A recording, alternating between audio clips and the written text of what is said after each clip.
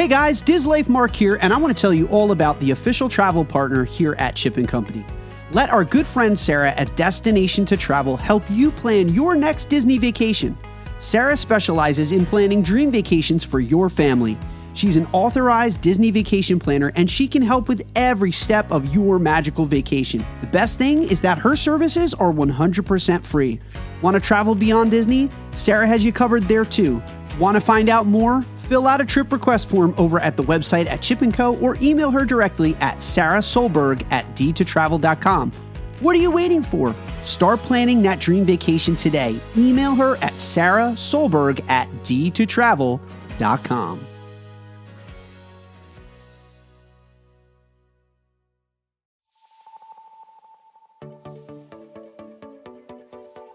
Please stand clear of the doors. Por favor, manténganse alejado de las puertas. Welcome, foolish mortals. Greetings, program. Amigos down there. It is me up here. Howdy, folks. Please keep your hands, arms, and legs inside the train and remain seated at all times. Nice work, pal. Well, we have one of those new talking machines. Now that is something. We know what our goals are. We know what we hope to accomplish. And believe me, it's the most exciting and challenging assignment we've ever tackled.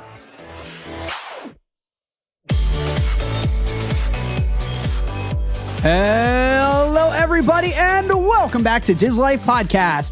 Thank you for being a part of our Disney Lives here on the Chip & Company Podcast Network. My name is Mark Valentine, and I'm the host of Dislife Podcast. Join us here weekly as we discuss the very best of Disney parks, resorts, dining, and beyond. And don't forget to hit that subscribe button to access more incredible audio content from the Chip & Company Podcast Network. Just a reminder to head over to chipandco.com for the latest and the most uplifting headlines from across Disney parks from around the world. If you want to support the show, you can now buy us a cup of coffee on our new patron site, buymeacoffee.com/Dislife Podcast. This donation helps keep the show going strong here, and we create special content for our supporters, including behind the scenes content and much, much more.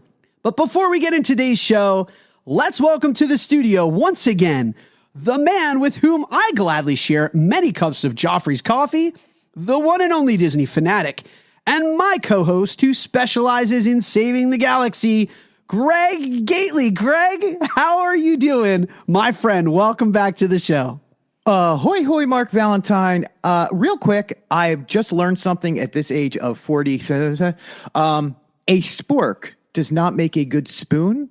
It doesn't. Nor fork. Nope. I just was stirring my coffee before the show, and I ended up getting sugar everywhere but in the cup because it went out those little prongs in the front. It does. And part two, did you know the mystery van now has become a rocket also? It flies through the air. I turned to my right and saw Scooby and the mystery gang flying through the air. Wow. In the mystery van. So I'm doing amazing, my friend. Life's conundrums have me today. How are you doing, my friend? I'm doing really well. Let's just mention again, we've been following your Phillies, and they are on the cusp of reaching the World Share. I did it. I touched the money. I did it. I'm sorry. I touched the money, but it's okay because I'm not a Phillies fan, so I can do that. Look, I am a Phillies fan. Don't touch the money. We are the Randalls from the Kevin Smith movies right now. We're not even supposed to be here. We're not even supposed to be So here. anything that happens, all these extra games have all been amazing. Yes. There's a chance today, Mark. I will watch them clinch at home. Okay. To go to. Don't touch the money. Don't do it. World Series. All right, I'm going to stop you before you do it because I can feel you inching closer and closer to touching the money. So, ladies and gentlemen, on today's podcast, because we do talk about Disney and not just sports, but on today's podcast, we are discussing Disney with disabilities. There are a lot of visitors to Disney parks who need a bit of help navigating lines and other dietary needs. So, before we get Therefore, today, let's discuss the disability access services and then talk about some tips at the Walt Disney World Resort in Orlando, Florida. Greg, let's just note this really quickly. Some of the tips that we're going to give today, of course, are specific to Walt Disney World in Orlando, but they automatically translate to Disneyland in California. There are a few procedural differences. However, the system is almost interchangeable despite the geographic difference. If you get a DAS pass at Disney World, you have to, of course, it doesn't mean that you have one at Disneyland as well. You have to register at both parks, but the way the system works is interchangeable. It's very interchangeable. Look, I have fully admitted I have the DAS pass. I don't need to explain my reasons why, but I have the DAS pass, and I've used it here at Disney World. And then when we went out to D23 Expo and went to Disneyland for the first time, I had to re-get it for out there. So it's park specific.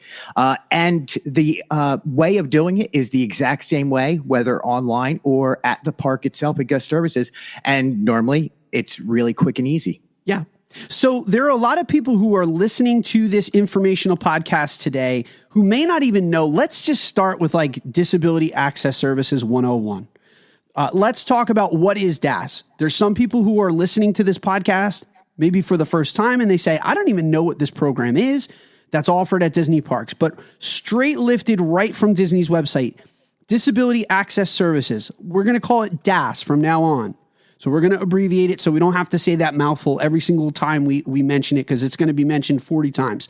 We can't do like Epcot's International Festival of the Holidays presented by Accent Health. Yeah, presented by Corksicle. No, we're not doing that. Okay. We're just going to be like Festival of the Holidays. Just DAS. Yeah. All right. So we're just doing farts. We're just doing farts from now on. So it's a program that's offered at Walt Disney World theme parks to assist guests who have difficulty tolerating extended waits in what is a conventional queue environment due to a disability. Greg, question. Answer. What is DAS and what is not DAS? So here is the easy juxtaposition between them. DAS Pass is for those who cannot wait in line or wait in the same queue with other people. It is not mobility issue. Really important to outline. Every queue at Walt Disney World and Disneyland is set up for mobility access. So if you have a scooter, if you have a wheelchair, if you need a little extra time that way, those lines are set up for those type of issues. Example.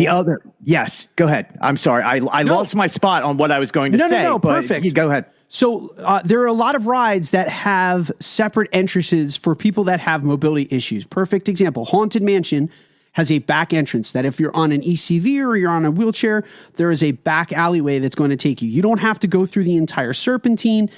That if you have mobility issues and you need to load onto the vehicle, Haunted Mansion has a back entrance. Small World has a specialty ramp. And then what you do is you wait for the vehicles that accommodate either an ECV or a wheelchair if you cannot transfer. So this does not qualify you for disability access. There are a lot of myths around DAS. And the first one is if you cannot walk well, if you've got a bad knee, if you just are tired, then it qualifies for DAS. That is very false. Mobility issues does not automatically qualify you for DAS Pass. It is a very special system, and there's a way that you have to go about getting it. Just because you have, and we've seen this, right? Where people are in an ECV or they're in a wheelchair and they roll up to cast members and it gets like a little awkward because they're like, hey, I want to skip that line. I have I'm in the wheelchair. And the cast member looks at them and says, we're very sorry, but this kind of issue does not really preclude you from waiting in line. All of those queues are, for the most part, wheelchair accessible. And when they are not, Disney's provided you with an alternative entrance to be able to get in and off these rides. And let's talk about what does qualify. Good. Yeah. So DAS, so you and I talked about this too. This was a hard topic for me to discuss because I have thoughts. We have thoughts, and both of us have thoughts on this. And it's great because you and I think a little differently on this, on the actual outcome of touching the third rail, which is what we're trying not to do, because this is a positive thing. It's a great thing. We want to explain this so people can understand this better and the stigma around this can be wiped away. Thank you. It's a great thing, but I also want to fall short of I don't want to have a full-on marketing blitz for DAS. And I've said this to you quite publicly because it's a wonderful thing and it's amazing the way that it works. But I also don't want to quote unquote sell it because I don't want people that are out there to leverage this and use this. This is here for a specific group of people because especially given the Genie Plus and Lightning Lane environment and how people are mad about paying for it, you're always going to get that subsection of people who want to just game the system. The way that DAS works, and this is why, let me just get this out there. This is why I think that this is a system that has the ability to be abused. DAS allows guests to schedule a return time, right? The return time is comparable to the current queue wait for the given attraction. Example, and just a note, it doesn't provide immediate attraction access. It doesn't, unless the wait time is less than 10 minutes. So, for instance, if the posted wait time of, say, Space Mountain is 45 minutes, DAS will issue a comparable wait time to the 45 minutes where the guests will need to wait and then return before being allowed to ride. And then when you return, guests use the Lightning Lane entrance. So, two things with that. Yes, it's technically a line skipping system, but be forewarned about this too. If the Lightning Lane is backed up, so is DAS. So if people abuse these systems, you're ultimately, and this is why I get this way. If too many people abuse it, it's going to negate the utility of it anyway. If that line gets too crowded, you're going to wait. You are going to wait. You may not wait the full 50 minutes, but then you're going to wait a half an hour. So this needs to be reserved and not abused. Just let's get the time frame absolutely correct. So say we'll go off of your 45 minutes return time for whatever ride it may be. Your return time is 35 minutes. Correct. So what it is the amount of time plus whatever the wait or minus whatever the wait is to get where the lines come back together. Because all these lines go back together at some point at every single ride. So if it was a 45-minute wait, you are waiting 35 minutes, then you may return. And then by the time you get into that line, it equals out to the exact same amount of time that others would wait in the regular line. Yeah. The only difference, you are not physically standing in a queue. Oh, yeah. Guests are free to walk around and do other things as they wait for their return time. So as you're waiting your 35 minutes, you can walk around, you can shop, you can eat, you can just sit on a bench and rest and relax. Here's the thing. You can only have one DAS return time. So your options are you wait the 35 minutes and then you got to redeem it in order to get another one. You can't book a second one. You can't think forward and say oh, I just got this one. I'm going to wait 35 minutes. Now let me go back in the app. Oh, I'm going to get this one. You have to wait 35 minutes and then redeem it or cancel it to get another time. So to that end, it is very structured and it's very controlled. It's not like just booking fast passes and you're like, oh, I want that one, then I want that one, then I want that one. The other thing is they don't expire. So if for some reason you and the family have a health issue or there's an emergency or you just cannot redeem it, it will sit there for 24 hours pretty much until you guys go and redeem it. It doesn't expire until you use it or cancel it. There's many times it is sat in my queue when I've gotten home and be like, oh, I forgot to ride that because I just could not do that today. So Greg, this is the question that people always ask with this system. I think I could get a DAS pass. How does it work with Genie Plus or with Lightning Lane? Can I not buy Genie Plus anymore? Can I not buy individual Lightning Lanes? Right. So DAS is completely separate of Disney Genie Plus and the Lightning Lane system. It does not require you to pay for DAS. You can utilize DAS and also on top of purchase Genie Plus and individual Lightning Lane experiences if you so want to or need to. The Lightning Lane, and I don't know if we went through this, the disability access queue is the exact same as Lightning Lane. you're using the same exact entrance to these rides. It is again. So let's repeat this because it bears repeating. If that lane gets crowded, you are waiting in the lightning lane. Just because you have a DAS, if there is a line in the lightning lane, that doesn't then allow you to skip ahead of lightning lane purchasers. You are waiting with them. So I'm trying to answer your other question, and your other question was who qualifies for DAS? Yes. And I'm not going to list out all the medical conditions. I don't want to because there's no reason to, but it does bear telling people who may have issues. I was just reading a forum this morning, and there was a very big conversation about certain medical conditions that do qualify. IBS has become a very big issue in this day and age. That is one of the qualifiers. But let's go back a little bit to when we were discussing how people get it. Yeah. No, because this is where I think most of the conversation always hinges, is to DAS or not to DAS. That is the question. It's like very Shakespearean, is what qualifies, what does not qualify. You and I have both seen it too in the Facebook environment where it gets, let's just say, spicy. You think our hot takes on and company are spicy? No. Go to a Facebook group discussing disability access services and it will get straight on. It's like, it's gladiatorial over on Facebook. It really has become very toxic. Let's use the word toxic because people have very strong opinions about who should and who shouldn't. And without understanding that people just need it. And it's gatekept. It's gatekept. And then all of a sudden people start second guessing whether they should use it or not use it. And here's one of the biggest problems is people who really do need it end up feeling shamed for getting it. Yeah. Well, and that's what I want to avoid. I want everybody to know that if you need this and you have the correct medical condition that qualifies for this, get it. Yeah, well, absolutely 100% get it. There's a big discussion to be had about the silent disabilities too. Is people think that you have to look and or appear to be disabled in order to qualify. And you know that, again, we're talking about gatekeeping.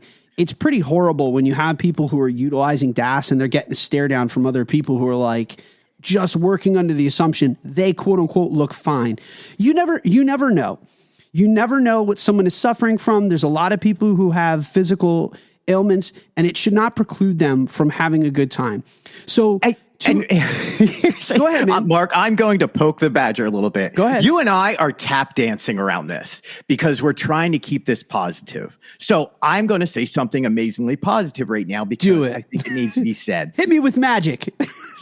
Go ahead.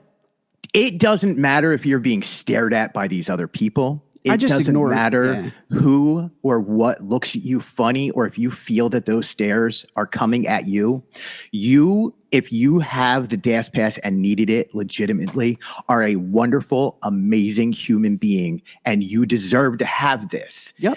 It does not mean that you are abusing the system. It does not mean, and we are not talking about you when we talk negatively about certain people saying these things.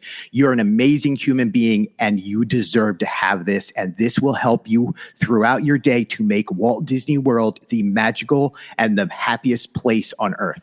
Now, if you are one of these amazing, magical people, if you are one of these incredible people and you think to yourself, hey, listen, I think I might qualify, but I don't know. Here's what we want you to do.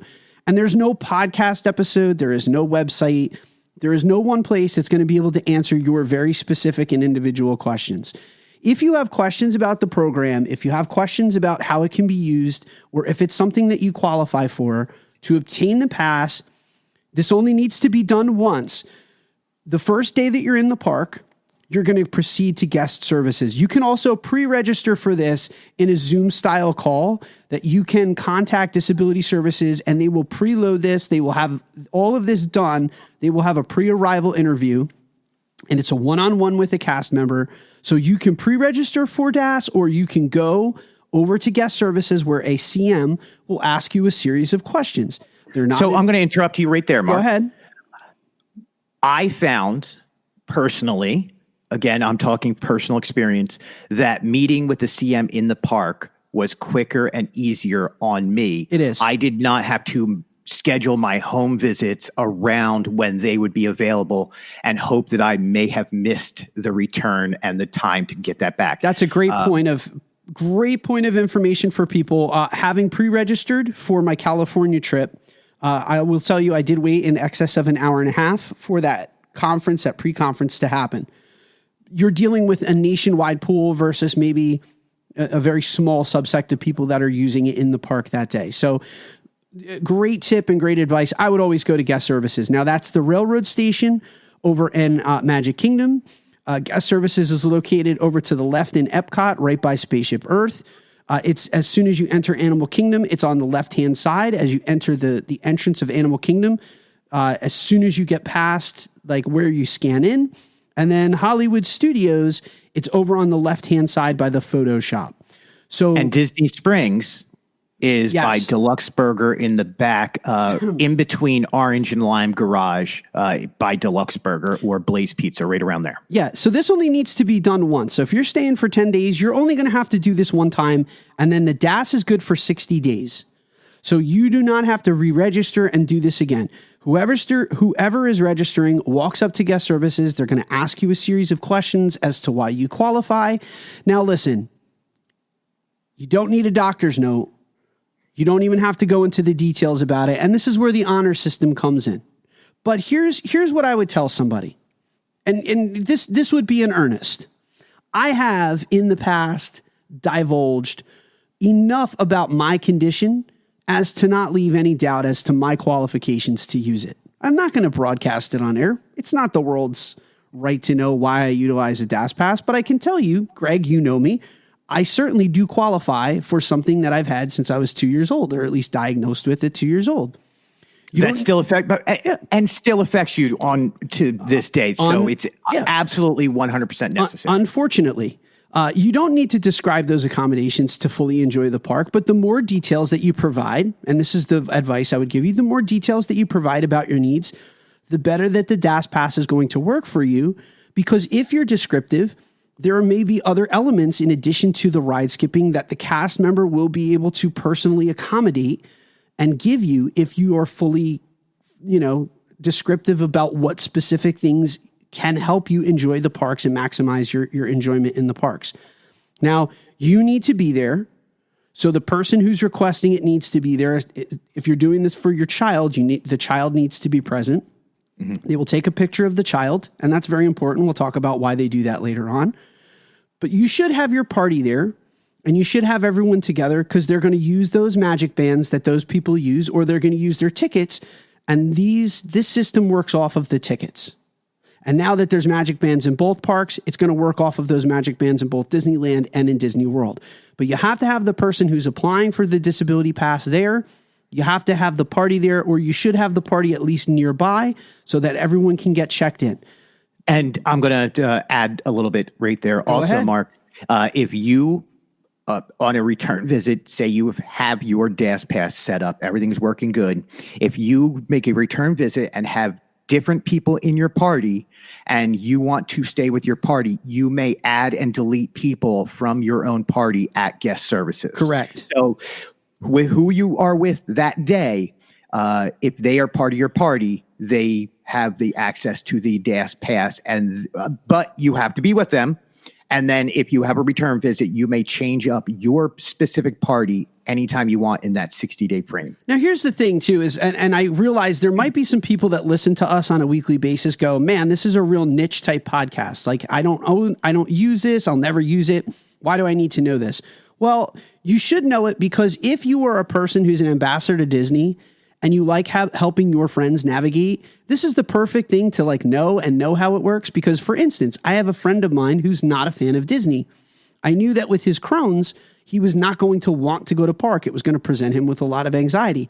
So I had to very realistically teach him and show him about this system to really make him understand the park is not going to be a source of anxiety for you because you will be able to navigate this park using this system. So sometimes knowing this kind of stuff, even if you personally don't use it, is a great way that when you have a travel party or you know somebody that has anxiety surrounding going to the parks, this is great to have there in that back pocket to use as a teachable thing to say, hey, listen, you're going to live your best Disney life. And it's because I know about this and I can help you navigate the park.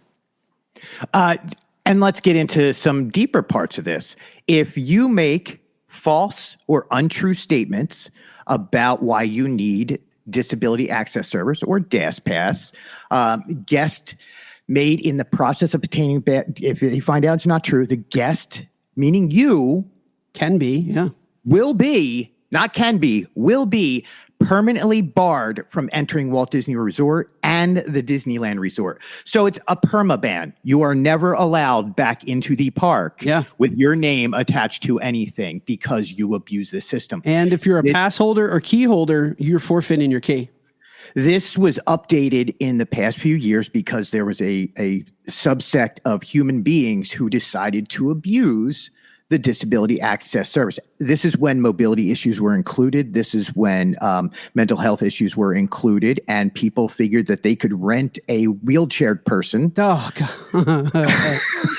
Dude, it's so horrible to even say that, but that's what human beings were doing. So this has been changed. Now, and I get it. You have a very rosy view of this, but this is also the depths that people went to use it in the past is also why I have so much pause about doing these kind of episodes, is because people who would literally pay individuals with disabilities to be tour guides of sorts just to tap off of their DAS pass. People have sunk to the lowest of depths in order to use this.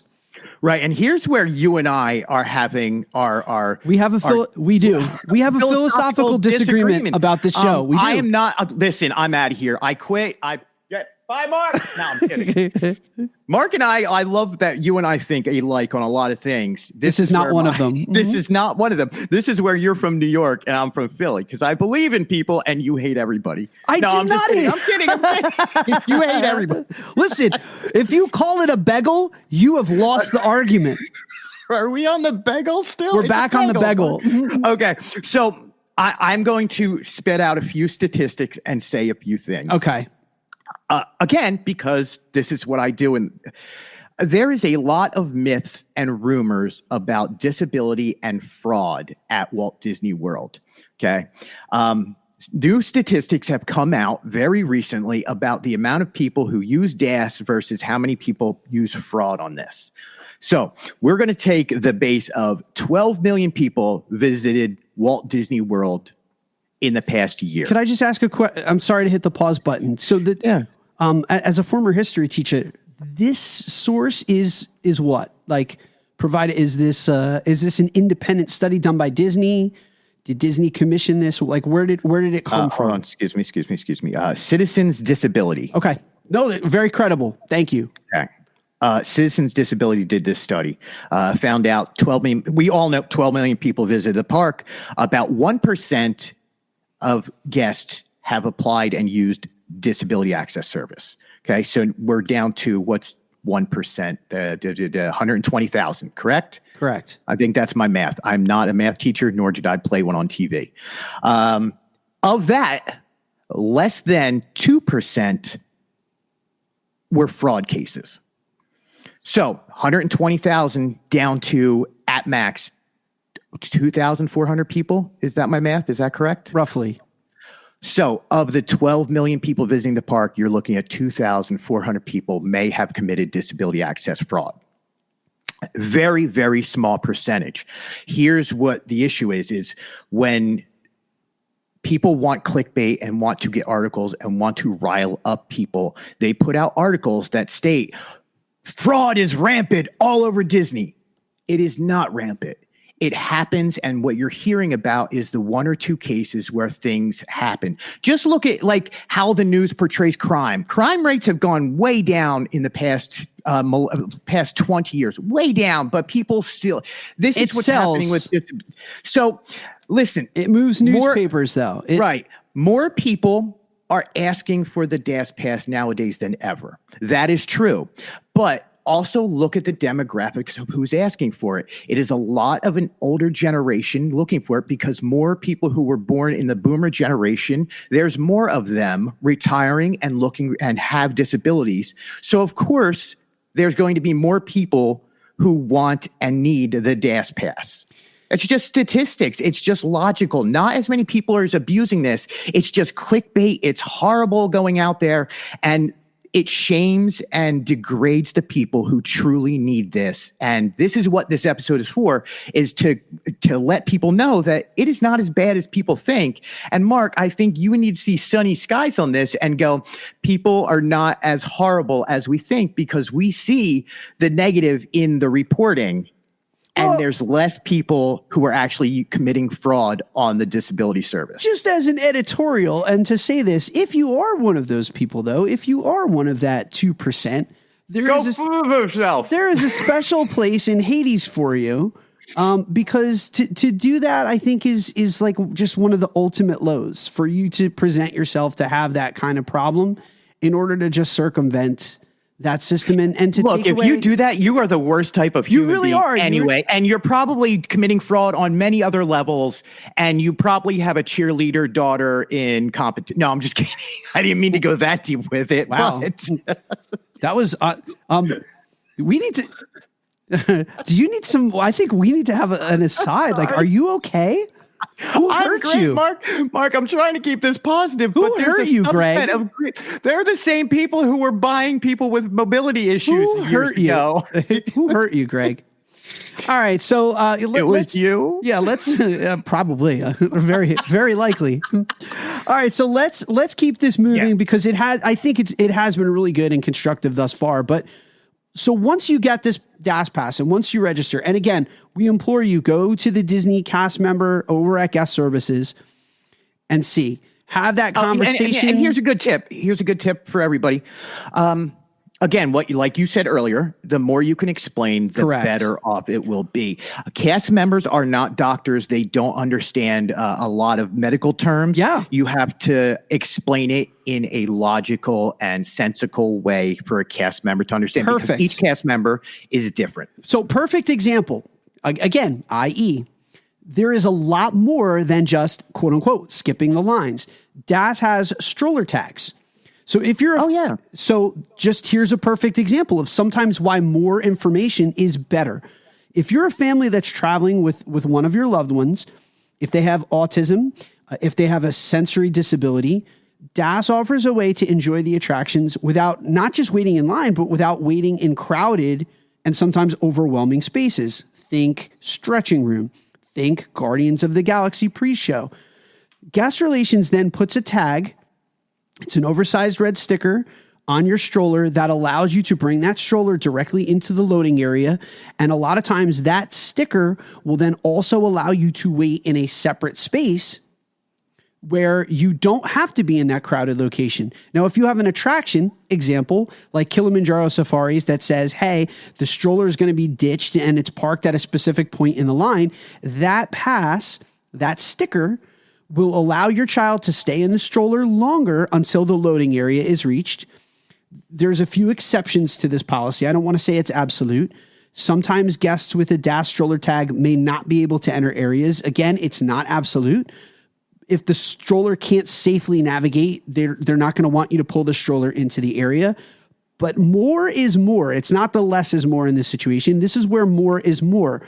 So you being forthcoming and talking to the cast member in earnest, being as forthcoming as you're comfortable, will allow them to, again, tailor this program to make sure that your child or you are having the absolute best experience, because there are services they can offer to help make this a magical experience where you don't have anxiety or you don't have any issues because of your disability. And let's talk about what happens. Say you are in line and you go in Kilimanjaro Safaris all the way up to where they load the trucks.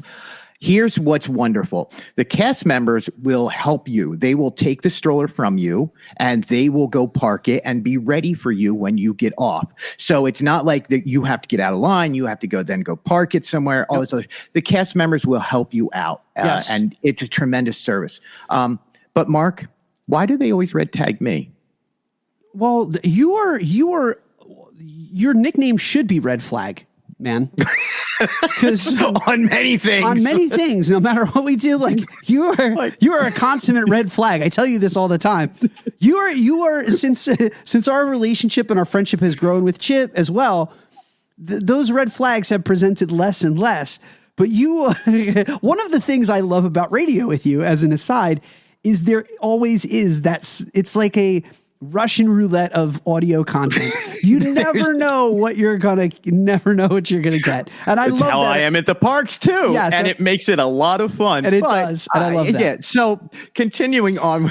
All right. So, Greg, once you get your DAS pass, where then can you book the return times? Because as far as I understand it, there's a variety of ways that then once you're registered and you can use the system, now to use it, there are at least 3 ways that you can go about getting the quote unquote ride return times.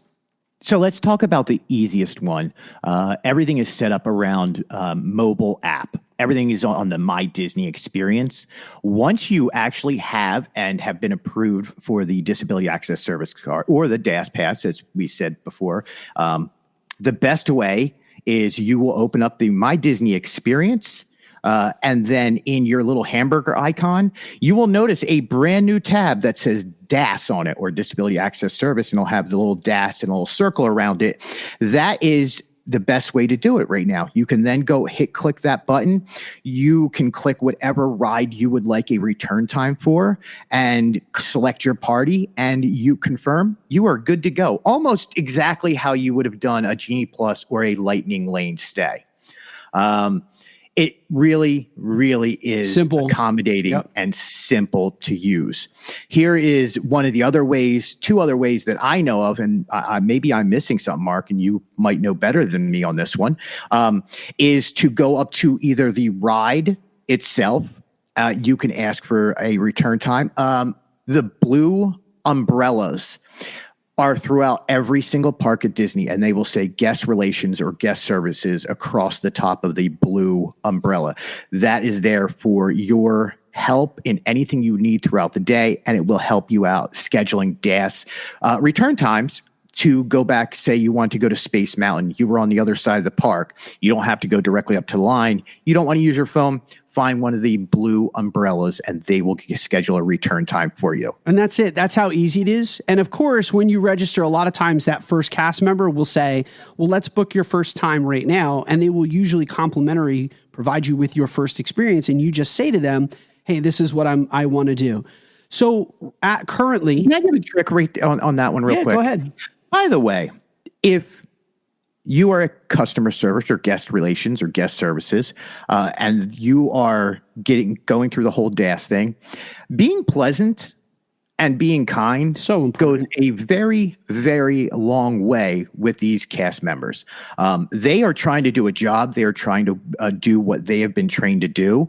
They don't have the privilege of going yes or no themselves. They have to follow certain guidelines. Yep. But if you are pleasant to them, that's Mark, a great point, man, because I've seen a lot of ordinary people, not ordinary, ornery people, that when they get into that space, they get very hostile towards the cast members who have to procedurally follow this to make sure that you're going to qualify. And I've seen people with, and 9 times out of 10, it's mobility stuff that they start to really go after the cast member, not understanding why their mobility issue does not qualify. So just be kind. Yeah. And so anyway, what I was trying to say is normally if you're really nice to that cast member, and I'm not talking go out of your way, like, oh my God, you're the most beautiful soul in the world. Like, no, but as long as you're pleasant, they will normally get you a return time almost immediately for whatever ride you want to go on, as long as it's not one of the big attractions. Yeah. If it's one of the big ones, again, I mean, they may not be able to. So to that end and on that topic, currently every Disney World attraction accepts DAS. However, there is one ride. There's a little bit of an asterisk. You currently still need to secure a boarding group for Guardians. So even if you have DAS, just because you have DAS doesn't mean, oh, I have DAS, so I didn't need a boarding group to get on Guardians. If you have a boarding group for Guardians, when your boarding group is called, you can then skip the line, go to the line, say, I have a DAS pass, and they will circumvent the wait that will have accumulated, because the boarding group is just for the regular queue.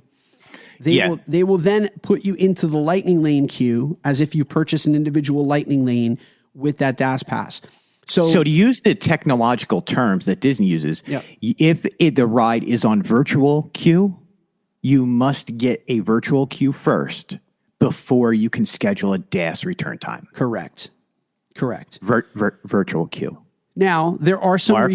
the word of the day. There are some restrictions. It's virtual queue. And I don't want to get into all of them because we primarily are a Disney World podcast, but there are some exceptions to pre-booking your DAS pass out at Disneyland. There are some attractions that are restricted for pre-booking. However, you can always get a DAS pass. Every single thing that's out on the West Coast, you can walk up and you can get. So long as, again, it's not utilizing a virtual queue. If it is, you need to get the boarding group before you. And how nice is it to have the Magic Bands out in Disneyland now? Because you don't have to pull up your phone and scan something in. I can use the Magic Band. You Disneyland stan. It is so nice to have Magic Band. I don't have to pull up the cell phone anymore.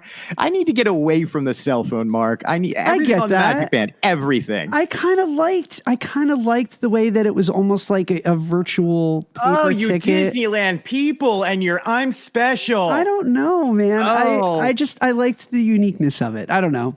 I mean, the uniqueness of it, how difficult it was to use. Yeah. I mean, the Magic Band is easy. Like that is very true.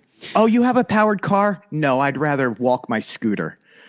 So some additional facts here before we wrap this up. Oh, that plane has engines on it? No, I'd rather flap my wings. Hey, I don't want to be in a prop plane, man. You know me. So you can have up to 6 people on a DAS pass. That's another question that people ask frequently. There can be up to 6 people, including the guest who qualifies. So if you need additional people, then you're going to require the help of a cast member in guest relations, where they may or may not be able to accommodate you. Like Greg said, one of the really cool things is if you have people that are coming in and out of your party, you have to go to guest services. You can always add them on specific days of your trip and then remove them. But if you have a large party, in some cases, again, you really have to explain the as to why. If you're traveling with a group of 30 people and there's one person who has a disability, I can tell you, rest assured, all 30 people are not going to be on the disability pass. It's just not going to happen. So you have to talk to a cast member. Disney is great with accommodating this kind of request. But if you have a party that's over 6, you have to see a cast member in order to get them added. And again, I know that we mentioned this, but I want to bring it up again. DAS Pass is good for 60 days. So if you're an annual pass holder and you need to renew it every 60 days, you'll have to go through the process one more time. If your trip isn't separated by 60 days, then, you don't have to register again. Otherwise, you can just use the service for up to 60 contiguous days. And then, can I add something onto this, Mark? Sure. I think we're missing out on one major little point. But are we though? Because you're going to tell us. Are we? Nope. I'm done. Go ahead. No. Go on. I'm sorry. It was a quip. I apologize. My bad. Oh, was that New York humor again? The bagel? It was. All right, I'm in a mood today. It's a wonderful mood, Mark. I love you for it. We have talked about rides and queuing up for lines. One thing I want to add, Mark, is this will also work for special seating if you need it, for fireworks, for specialty shows, yes, and for like concerts and stuff like that. That's a good point. Thank you. That's a really good point. Especially if there are some anxieties for again, those crowded spaces or enclosed spaces. There are a lot of people that in those crowds, they do require special seating arrangements for those shows, and they want to enjoy the show, but they don't want to be in a situation where they're going to not be enjoying it. Greg brings up a really good point. Those are other situations where the DAS Pass could be very, very important and can really be utilized again to make sure that you can get included in everything. So anything else we missed, man? Like it's such a meaty topic. People think it's like, oh, it's pretty simple. It's not. It really isn't that simple. Did I miss anything? Can you think of anything that we might have? That is what I am thinking of.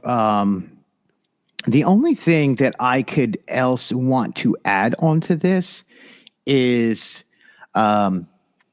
Yeah, I'm going to reaffirm just what we were talking about earlier about if you need this, don't think that you shouldn't use it. Don't think that you are going to be looked at or stared down or this is a bad thing. Yeah. This is positive. Disney wants to accommodate you and make your time at the parks magical in any way that they can. So I just want to reaffirm that with people that is what Disney's out to do. They're not out to try and stop you from doing anything.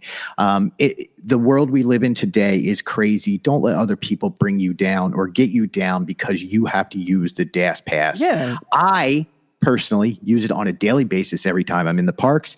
And gosh forbid if anybody stares at me wrong. Well, listen, ultimately, if you have questions about the system or how Disney can help make that trip as stress-free and enjoyable as possible, the best advice we can always give with DAS or with anything, consult the guest services team so they can individually tailor your DAS to ensure. Oh, you know what we didn't talk about, Mark? What? Dietary issues and dietary eating around the park and how they accommodate I was that. just going to say, so we're at like 45 minutes. So yeah, I mean, great point. And I'm getting to that. So Disney has a myriad of other programs to accommodate. See, this is why I need a script, Mark. I go off script all the time. And look, now we're at 45 minutes and I'm wasting time. So do you ever hate when I just do this randomly? Disney's got a myriad of programs to accommodate guests, including dining and allergy accommodations. Greg, we should talk about that on an upcoming episode. Ultimately, though, listen, let's close the book on this. DAS is about allowing everyone to live their best Disney lives. I love the way that you just kind of said that. Without saying that. Yeah, that's why you are the host of Dislife and living your best Disney life. This is about living your best Disney life here. So when you're in the park, utilize DAS. Make sure that if there's something that Disney can do to maximize your fun and make Disney inclusive for everyone, you use it. Disney is meant to be experienced by all. We've heard this. It's not meant to be gatekept. It's not for, people with children. It's not for childless millennials. It's not for old people. It's not for young people. It's not for people who can fit on the ride. Disney is for everyone. So live your best Disney life. Use this system if you need to. And if you have questions about it, consult with the guest services team to see if it's something that it's going to make your Disney life better. We do want to shout out, and we should say, total credit, 100% credit goes to our patron, Sarah Thurgood. Sarah gave us the idea for this show. If you want to suggest topics for upcoming shows, again, join us over at buymeacoffee.com/Dislife Podcast. It's our new Patreon portal. I don't want to get into the whole Patreon thing right now, but we've stopped using Patreon altogether as our... Are we still on that? We stopped using it as our platform. By the way, I'm pulling off of Patreon. I'm gonna stop you there before you go off on a tangent on that. I do want to shout out. Look, here at Chip and Company, we do a lot of the news, and Mark, you and I have a show about the news, and then we get to have an amazing time on Dislife here. I do want to shout out my friend Gray, who has a website called Disability at Disney.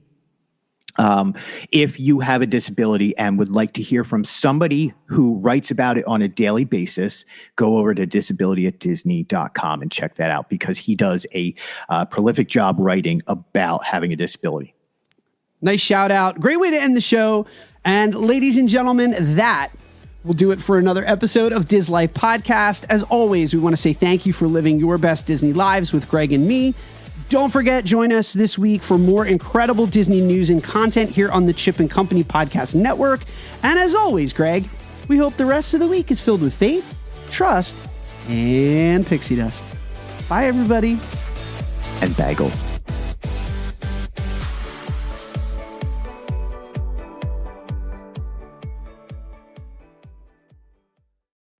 Dislife Podcast is brought to you by the Happiness is Addictive collection. Happiness is Addictive is passionate about spreading laughter and creating smiles worldwide. They love bringing their global community together through optimism, cheer, hopefulness, merriment, and celebrating life's magical moments. They know how important it is to celebrate life's adventures, and their apparel will give you everlasting, one-of-a-kind memories through pixie-dusted family photos, compliments from park guests, and magical moments with cast members. They pride themselves on high-quality, custom-made apparel at competitive prices with world-class service. Let them help you create a lifetime of memories, whether you're Disney bounding, kicking it poolside, participating in Run Disney marathons, having costumed adventures, or just living your best Disney life. You can find their Happiness is Addictive shop on Etsy. You can also find them on Instagram, Facebook, TikTok, Twitter, and Pinterest. They are proud to be featured in Indy Central Florida, the Thoughtful Gift Club, and now here on Dislife Podcast. Their collection was founded by a 15-year former cast member who knows how to enhance your magical moments for a lifetime of memories with your family. Don't forget to use promo code DISLIFE15 to take an extra 15% off. What are you waiting for? Head over to Etsy and start getting happy today. Follow the link in our show notes and you'll find out for yourself that happiness is addictive.